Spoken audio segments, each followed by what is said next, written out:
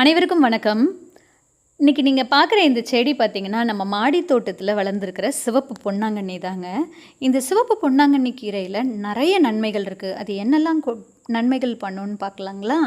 கண்களை பாதுகாக்கவும், சரும பொலிவை அதிகரிக்கவும், உடல் வெப்பத்தை குறைக்கவும், உடல் எடையை கூட்டவும், மன அழுத்தத்தை குறைக்கவும் இந்த பொன்னாங்கண்ணி கீரை உதவுதுங்க.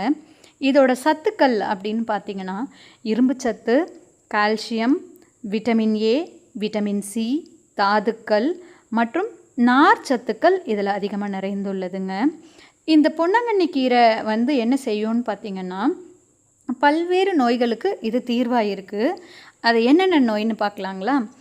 காசநோய், இருமல், வெப்ப நோய்கள், வாத நோய்கள், இரத்த கொதிப்பு, சர்க்கரை நோய் போன்ற பல நோய்களுக்கு இந்த கீரை நிவாரணம் அளிக்குது.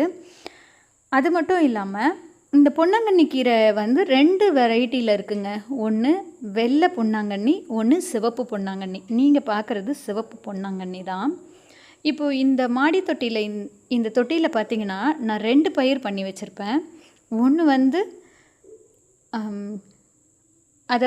ஒன்று சட்டி கருணைன்னு சொல்லப்படுற கருணைக்கிழங்கு. நான் உங்களுக்கு காமிக்கிறேன் பாருங்கள். அது உள்ளே வளர்ந்துட்டுருக்கு. இப்போ தான் துளிர் விட்டு வருது. இது 10 மாத பயிர். மேலே இந்த பொன்னாங்கண்ணி வளர்த்துக்கலாம். இந்த மாதிரி நீங்கள் மாடி தோட்டத்தில் வளர்த்துக்க முயற்சி செய்யுங்க. முக்கிய குறிப்பு நான் சொல்ல மறந்துட்டேன். இந்த சிவப்பு பொன்னாங்கண்ணி அளவுக்கு அதிகமாக எடுத்துக்கக்கூடாதுங்க. அளவுக்கு மிஞ்சினால் அமிர்தமும் விஷம்னு சொல்லுவோம் இல்லையா? அந்த மாதிரி தான்.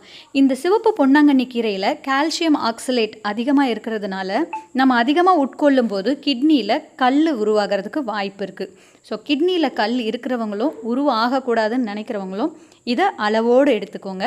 ஆரோக்கியமாக வாழுங்க.